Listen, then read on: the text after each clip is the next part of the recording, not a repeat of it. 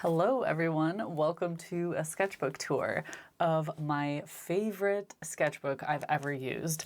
This is the sketchbook you see all the time in my videos. It's got beige paper.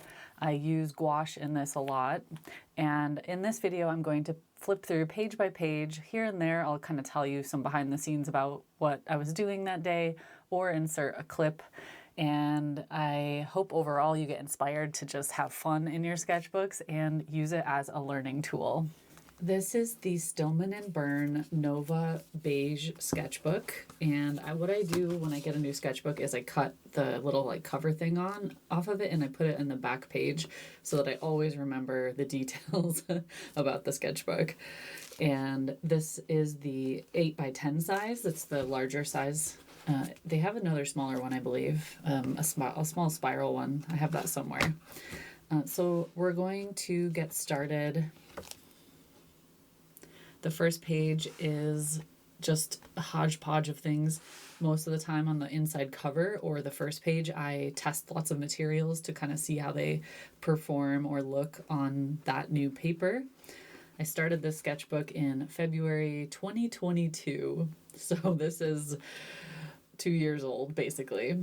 And I usually have 10 different sketchbooks going on at once, which is why it takes me so long to finish one sketchbook. I like to use them for different things. And what I loved immediately about this sketchbook was that it handles so many different mediums really well. I really love drawing, and pencil, pen, ink work beautifully on this. Even marker works really well. And gouache, one of my favorite things to use of all time, is just wonderful on this paper. I think that it's one of those types of sketchbooks where you can just grab it and go with pretty much any medium. Watercolor isn't great on this paper. I learned that pretty quickly and then decided from now on, I would only use gouache as a paint in the sketchbook. And then otherwise I would just be drawing. You may recognize quite a few of these pages from past videos. Like this was Plein April 2022. So every day in April I painted outside and I did a little, I don't know, I think I put my tape on and I just drew circles as my little outline, my little guides. And each one is numbered and I have the location listed there. I have a whole video about this and a blog post and everything if you're interested. But it was kind of fun because they're like little windows into my world that month. Each day I went somewhere different. I ended up making sticker packs out of a lot of these too, but I don't have those anymore. It's sometimes fun to do little things like that. I did seal these little circles with wax medium so that they wouldn't get messed up or rub off on each other. And since it was April and May when I was really getting into the sketchbook, so flowers were blooming. I was painting outside as much as possible, going to local gardens or just studying in my own garden. Just random things that I would see around.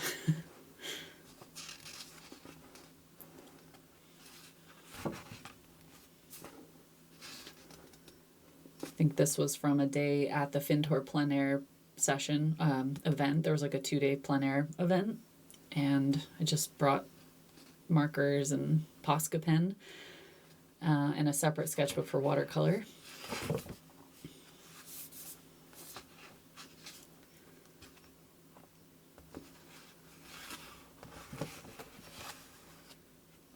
This one was a little plein air session at a nearby river. Oh, this is an Edgar Payne study. So what I like to do is print out the photo or the original painting that I'm working on. This is the Edgar Payne painting. And then I put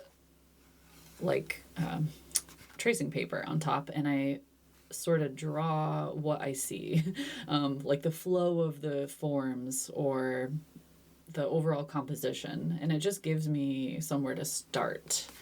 So then when I go to paint it over here, I have a better game plan, and doing little value studies, and these were little like 1" by 1" color studies using different size brushes, which was really challenging, like teeny tiny paintings with different size. This was a 1" brush. That's crazy. Here is a workshop I did, an online workshop with Mike Hernandez. He is a gouache god. He does oil painting as well, but he does a lot of plein air, and I love learning from people who use materials in a different way than me. He's very thick with his gouache and really, really fast, and he doesn't like mix every single brush stroke. He likes his paint to be quite streaky, the colors to be quite streaky. Anyway, I did the same thing where I print out his reference photo, draw on top, and write lots of notes, obviously. Little value study, color study. What are you willing to sacrifice to achieve clarity of design? The idea behind that is, you know, you can't paint every single detail you see. You kind of have to minimize things and design it in a way that works as a painting. You want your design to be clear. And then we did a splashing wave. So this was the reference photo, and this was my painting. I really loved following along with kind of taking what he was talking about and trying to apply my own way of working, but really internalizing his thoughts. So, I mean, I wrote down a lot of things that he was talking about, but I tried to still kind of keep my own flair to it, I guess. I think that's pretty common when you're painting, when you're following a demo. Because I don't want to paint exactly like someone else, but I want to take all of their knowledge that they're sharing and apply it to what I like to do. And then in day 2, I think we just chose our own reference photos. So I painted this. I ended up printing it twice for some reason. I think this, it's a slightly different view. So these are the references. This was my note about composition, value study, color study. Finnmark Castle, it's a place nearby that I love, and it's very overwhelming. It's epic, absolutely epic, but very challenging to paint. And then after the workshop, I kind of kept going with this strategy where I would print the reference photo, and again, this is a Edgar Payne master study. So print the reference photo, do the little scribbles, composition notes, and then my value study and color study. And I really like that strategy. It kind of slows down the whole process, and I get really, really focused.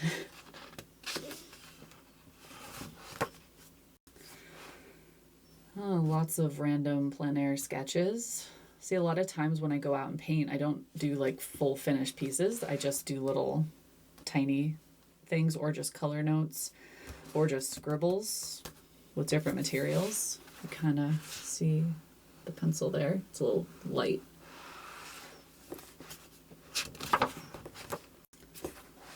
This was a Patreon demo I did where I was talking about easing into gouache. So starting with basic shapes, adding a bit more layering and texture, and then going into a more finished piece. And some apple studies, which I think I did a whole video about that. It was like late 2022, I believe. Oh yeah, this one. So you might recognize that one. For some reason, this video was really popular, which made me laugh because I remember when I was making it, I was like, who would possibly be interested in watching me paint apples? Since I usually like paint landscapes outside. Oh, these were testing some watercolor pencils, which are kind of okay on this paper, especially if you get really, really dark with your pigment. But I just don't like using lots of water on this paper. It kind of buckles and doesn't behave very well. Just some tree sketches.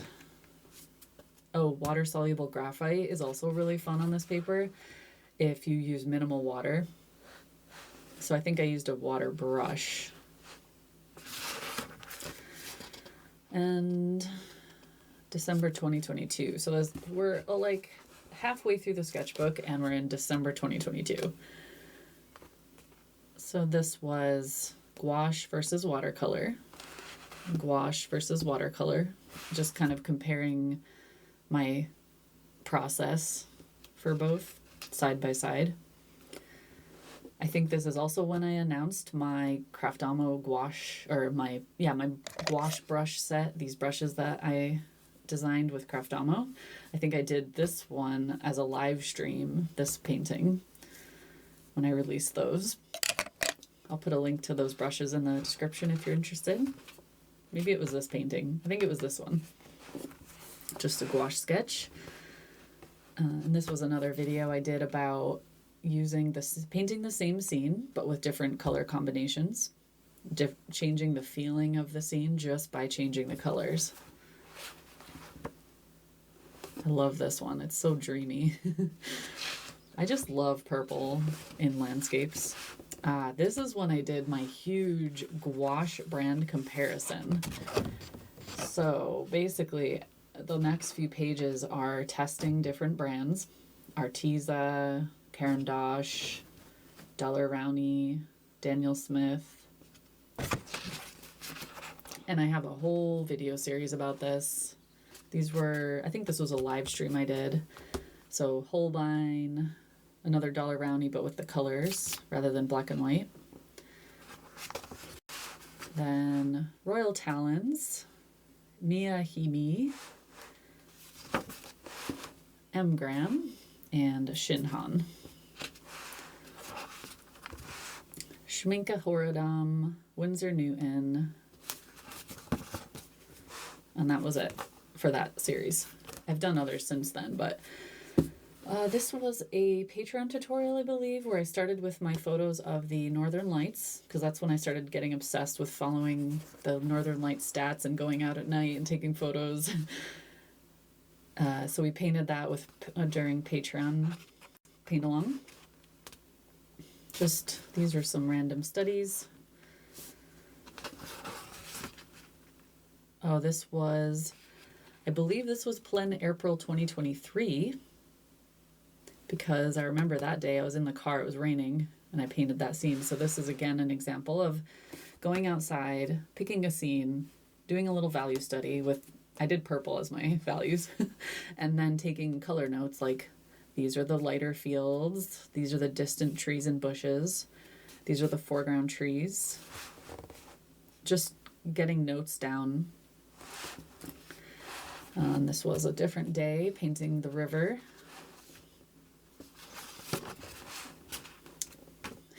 If you've been watching my videos for a while, you've seen me paint my Japanese quince bush a lot.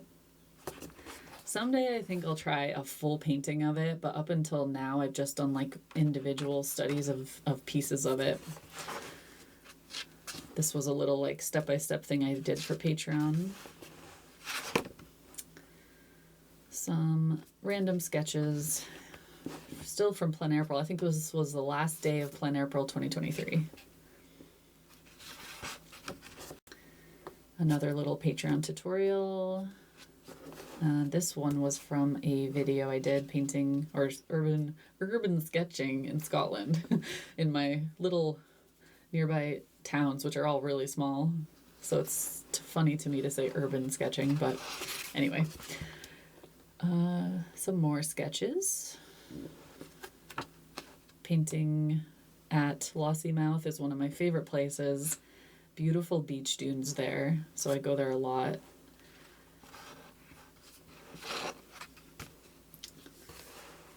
So this is another thing I like to do sometimes. I don't like to fill all of my pages with these. Sometimes I'll usually do this kind of thing on loose paper. But I was comparing all of the white gouaches I own. I did a whole video about this, by the way. So if you go back, you can find it. Or maybe I'll put it in the description. It's about adding zinc white gouache or adding white gouache to watercolor. And this is kind of the effects that you can get. Certain white gouaches are much more transparent versus opaque, so you kind of have to keep that in mind when you use them with watercolor.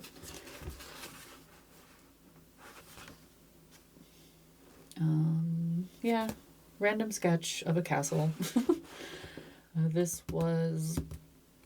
think this was one of the first, like early 2024, maybe, going out to a nearby tree. I think I did a video about that one.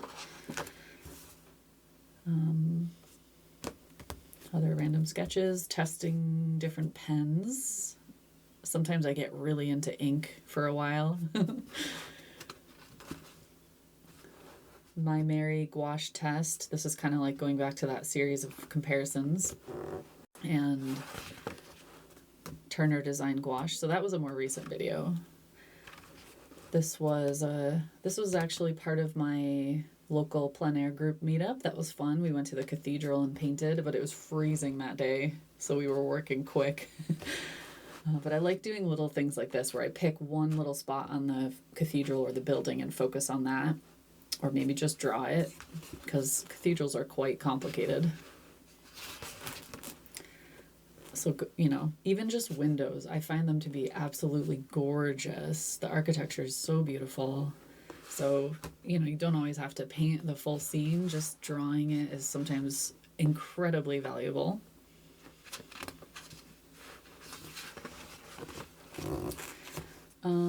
Just little color notes for random things.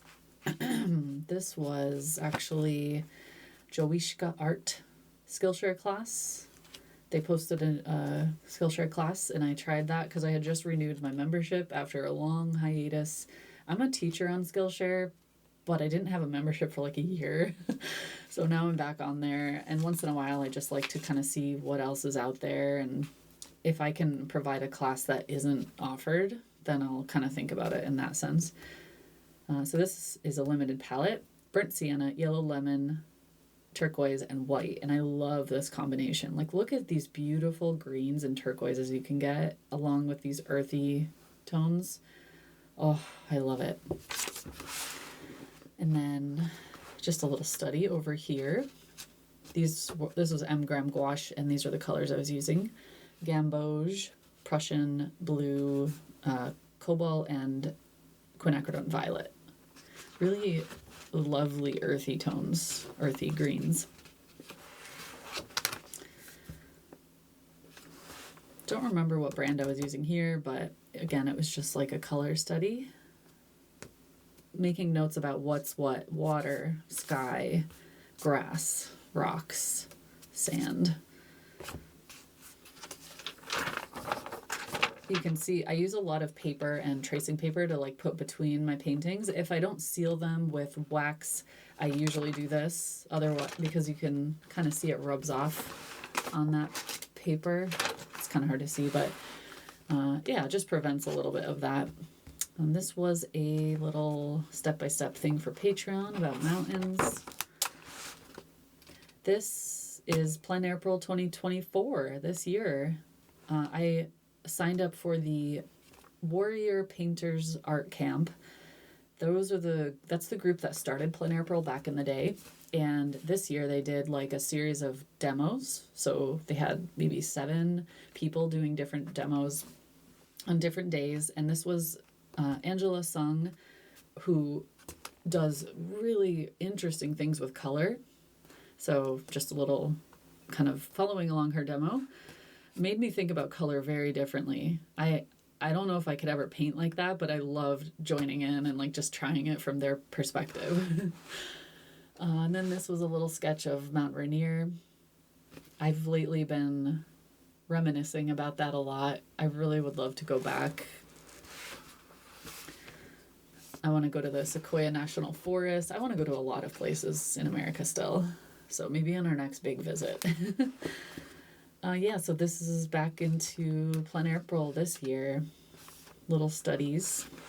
Again, I have a whole video series about this. Each week I did a little recap of all the paintings I did, so I'll link to the playlist for that. I'll put every video and playlist I can think of, I'll put that in the description below.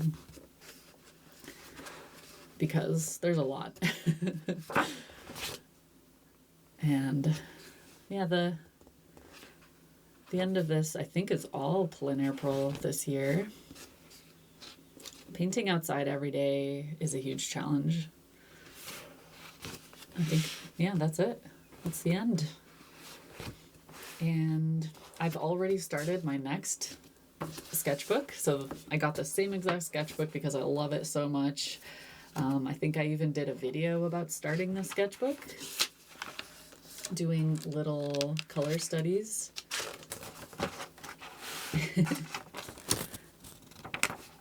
And